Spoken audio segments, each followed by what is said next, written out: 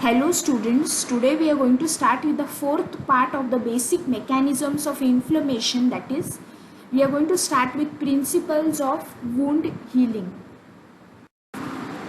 In today's session, we will learn about the different types of wounds and the principles of wound healing. So let us first understand the definition of what is a wound.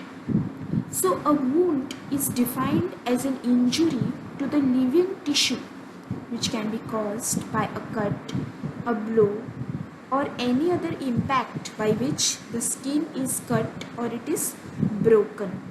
So the skin is the basic defense layer of the body, and once there is a breach of this particular layer, at that particular site, that cut or blow is what you call as a wound. There are mainly two types of wounds, that is acute and chronic.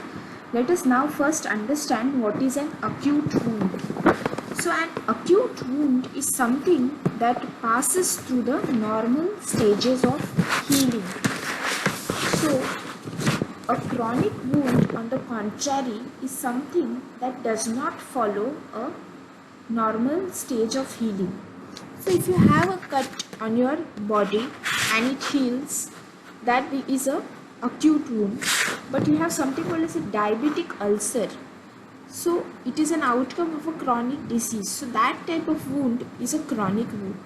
So typically any wound which heals within 3 months after following the normal stages of healing is an acute wound, and wounds that do not follow the normal stage of healing or which do not heal within a period of say 3 months and take longer than that are termed as chronic wounds.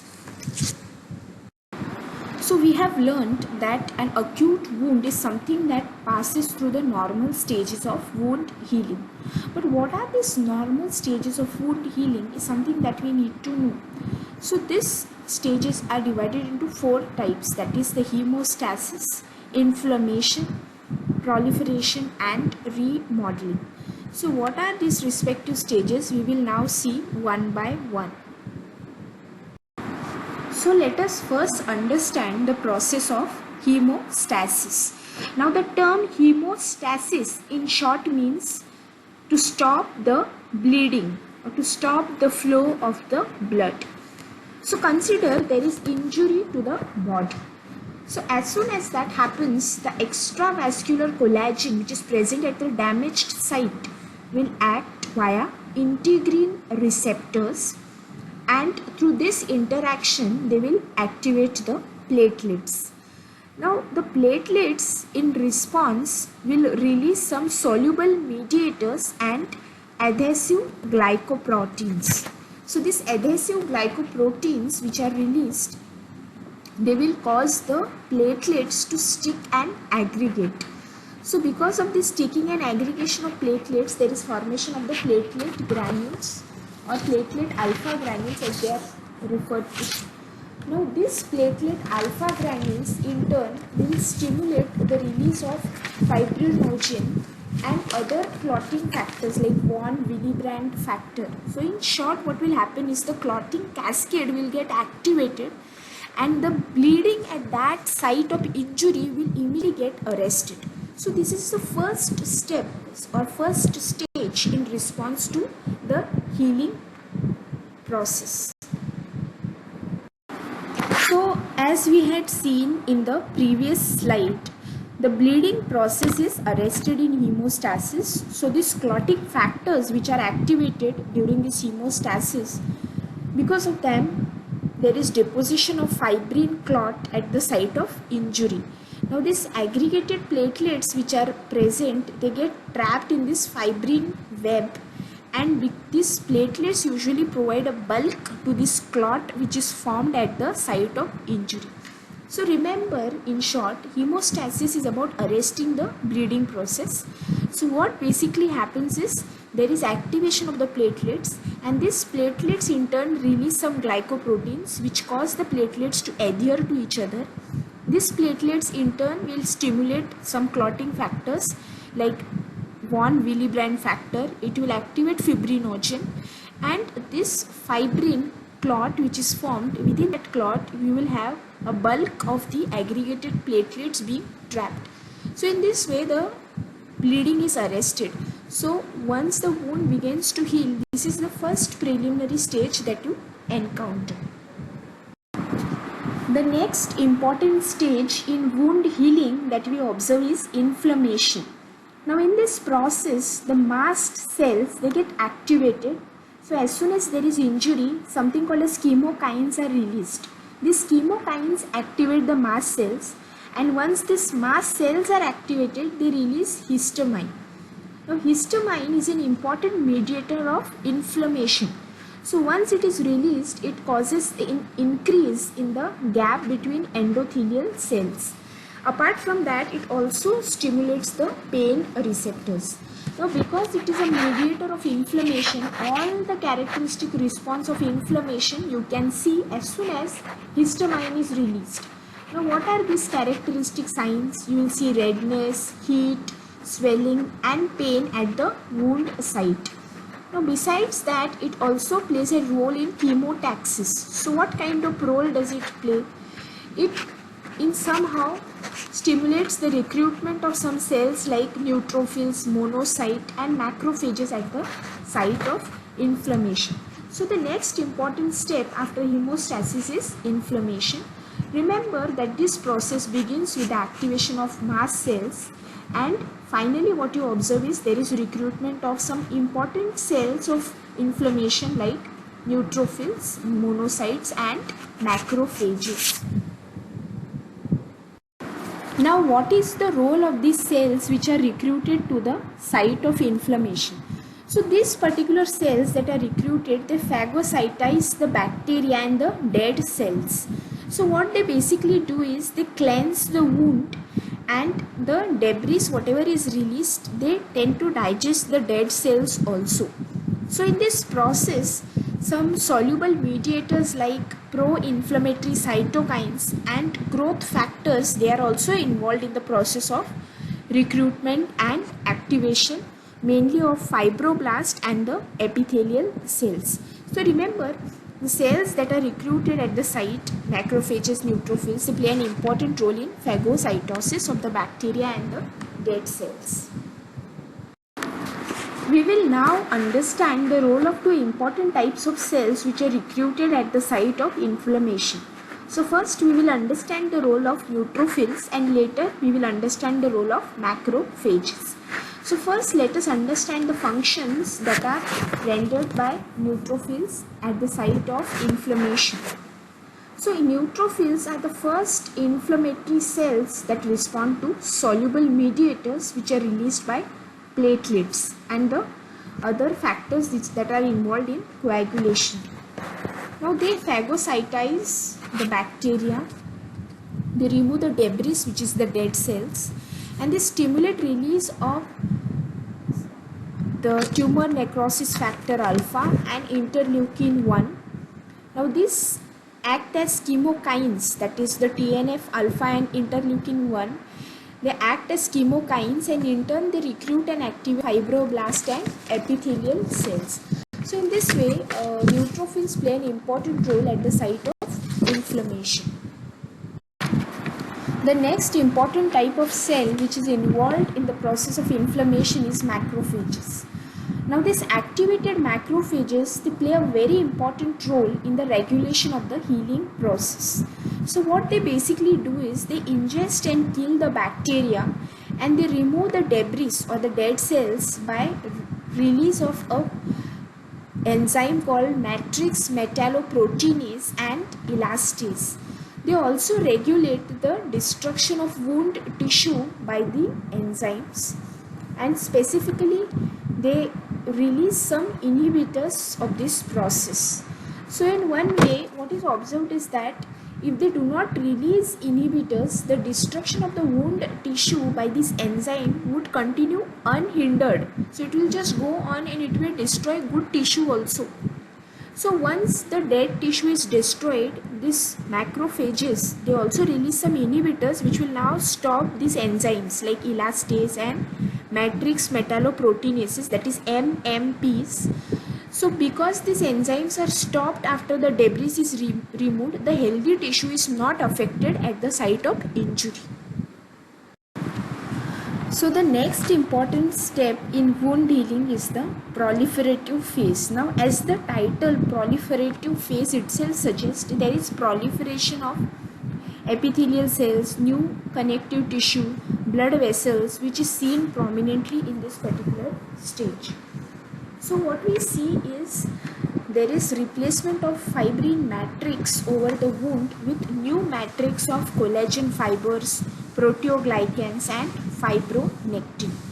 Now this process in turn proceeds through following stages. That is, first is fibroblast migration, second is collagen and extracellular matrix production, third is angiogenesis, fourth is granulation and fifth is epithelialization. We will see each one in detail now. So let us now understand the first stage of the proliferative phase. So this first stage is called fibroblast migration.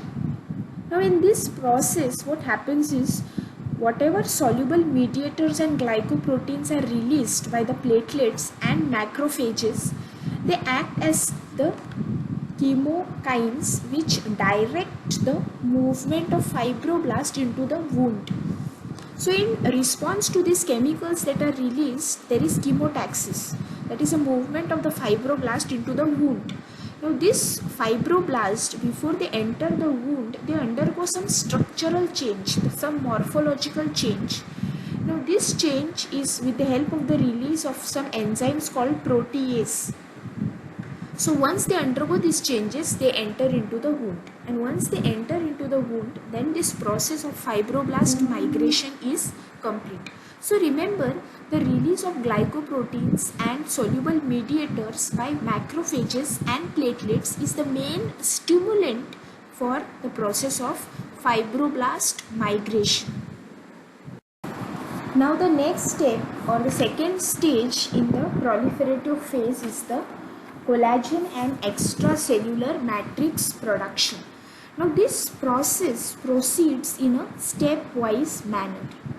Now the fibroblast, once they migrate into the wound, they have a changed morphology and they synthesize some granulation tissue components. So this granulation tissue components mainly includes the cells, that is the epithelial cells, and the new blood vessel at the site. So the next important step which takes place is the hydroxylation of proline and lysine residues.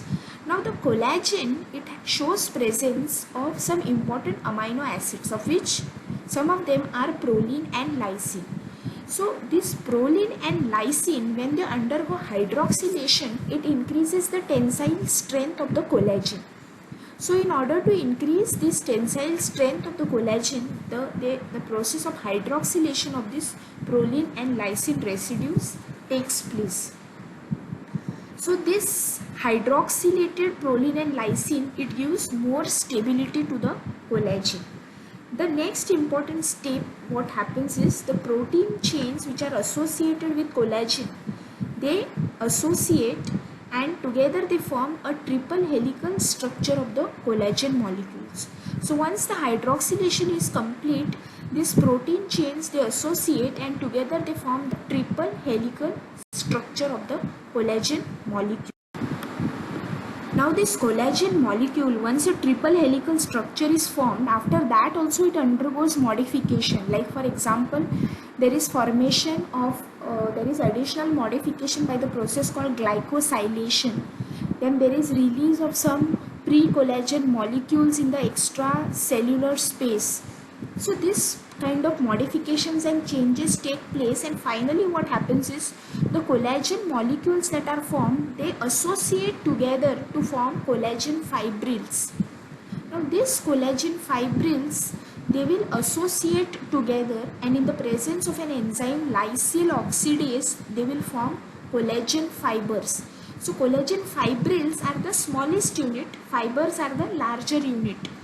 Now once these collagen fibers are formed, they further undergo stable covalent cross linkage. So the more is the cross linkage, the more is the tensile strength. So this is how the repair or the formation of the collagen fiber at the damaged site or at the site of injury takes place during the process of wound healing. The next important process that we see is the process of angiogenesis. Now angiogenesis is basically the process of development of new blood vessels, so synthesis of new blood vessels at the site. Now this process occurs more rapidly when there is low oxygen, low pH and at very high lactate levels. So this process basically starts with the binding of the angiogenic factors. So once there is injury, there is release of angiogenic factors. What do? They go and bind to the endothelial cells of the capillaries. Now as soon as they bind to the endothelial cells of the capillaries, these capillaries, they migrate into the matrix of the wound site. So they migrate to the wound site, and there in this wound site they proliferate to form buds or sprouts.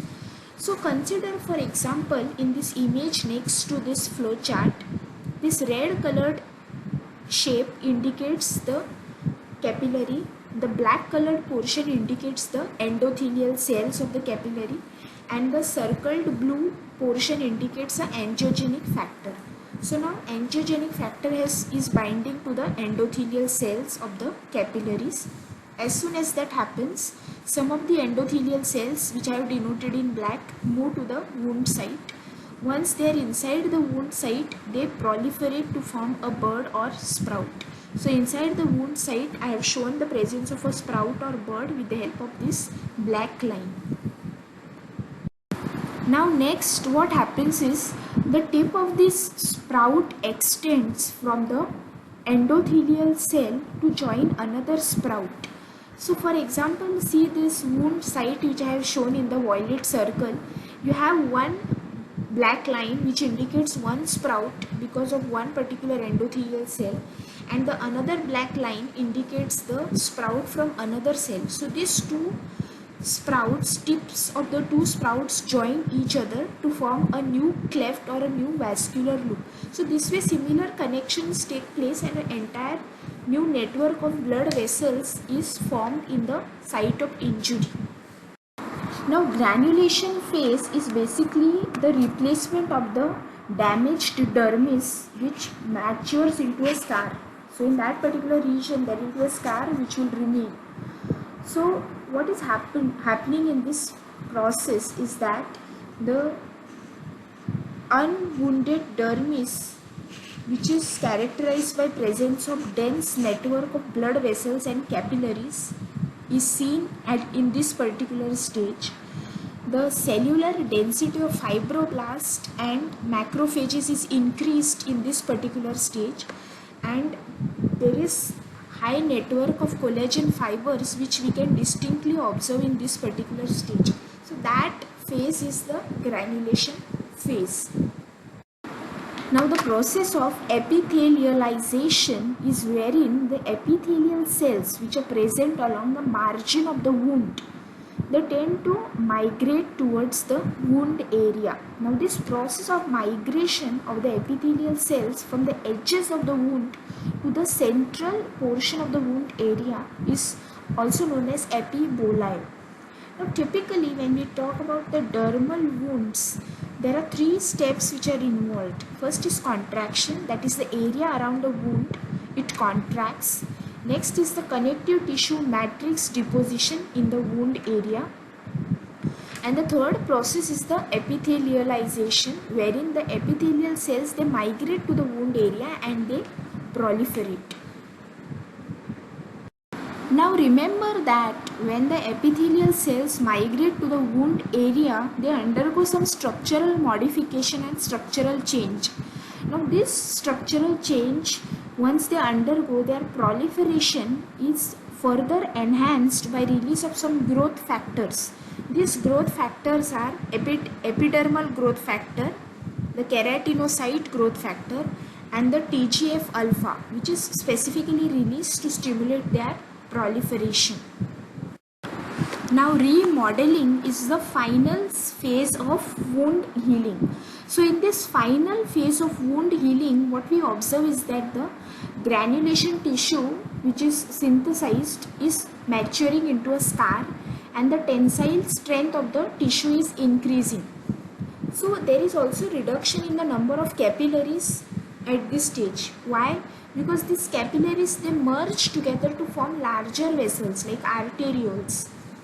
And also there is decrease in the amount of glycosaminoglycans and proteoglycans. So there is decrease in proteoglycans, there is increase in the number of blood vessels and decrease in number of capillaries. And also the metabolic activity tends to decrease during this particular stage.